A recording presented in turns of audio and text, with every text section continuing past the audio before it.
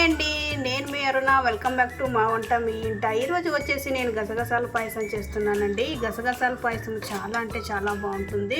అక్కడక్కడ బాదంతోనూ తర్వాత కిస్మిస్తోనూ చాలా బాగుంటుంది తాగేటప్పుడు. ఇంకెందుకు ఆలస్యం, వీడియోలోకి వెళ్ళిపోదాం మనము. గసగసాల పాయసానికి కావాల్సినటువంటి ఇంగ్రీడియంట్స్: గసగసాలు 1/2 కప్పు, తర్వాత నెయ్యి, పచ్చి కొబ్బరి 1 కప్పు, తర్వాత 5 ఏలక్కాయలు, తర్వాత 1.5 స్పూను బియ్యాన్ని తీసుకున్నాను. మీరు ఏ బియ్యమైనా వాడచ్చు. అలాగే బాదాము, జీడిపప్పు, తర్వాత పిస్తాలు, కిస్మిస్, బెల్లం. ఇప్పుడు చేసుకునే విధానం చూసుకుందాము. నేను స్టవ్ అంటించి స్టవ్ పైన ప్యాన్ పెట్టుకొని ఇందులోకి గసగసాలు, బియ్యాన్ని వేసి డ్రై రోస్ట్ చేస్తున్నాను. వీటిని చూడండి, ఇవైతే దూరంగా డ్రై ఫ్రై చేసుకున్నాము. ఇందులోకి ఏ ఆయిల్ కానీ నెయ్యిని కానీ ఏం వేయలేదు.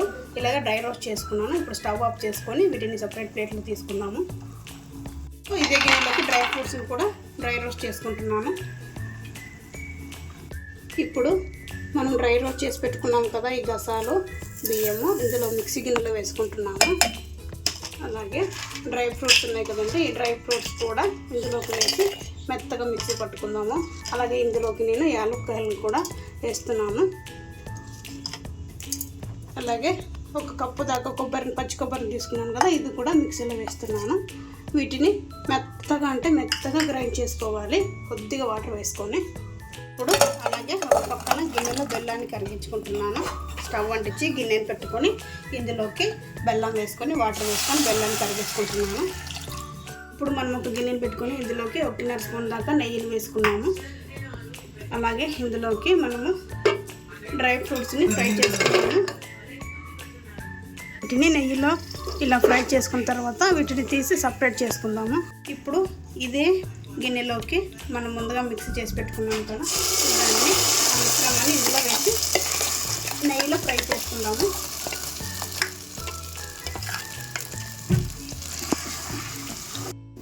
చూడండి, ఇలా అడుగు పట్టకుండా మధ్య మధ్యలో కలుపుతూ దీన్ని ఫ్రై చేసుకోవాలి.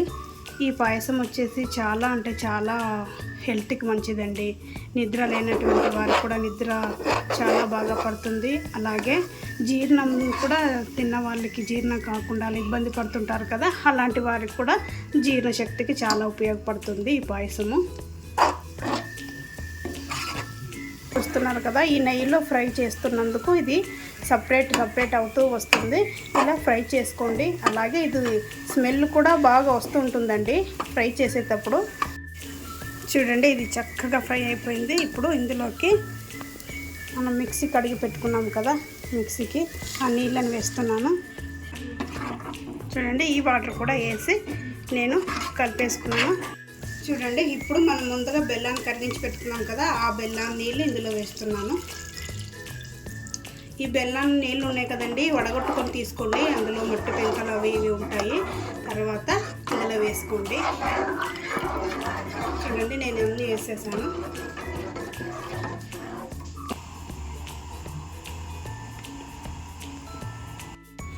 చూడండి, మనం బెల్లము తర్వాత వాటర్ వేసుకున్నాం కదా, అప్పుడు ఒక 20 మినిట్స్ దాకా ఉడికించుకుంటే చాలు.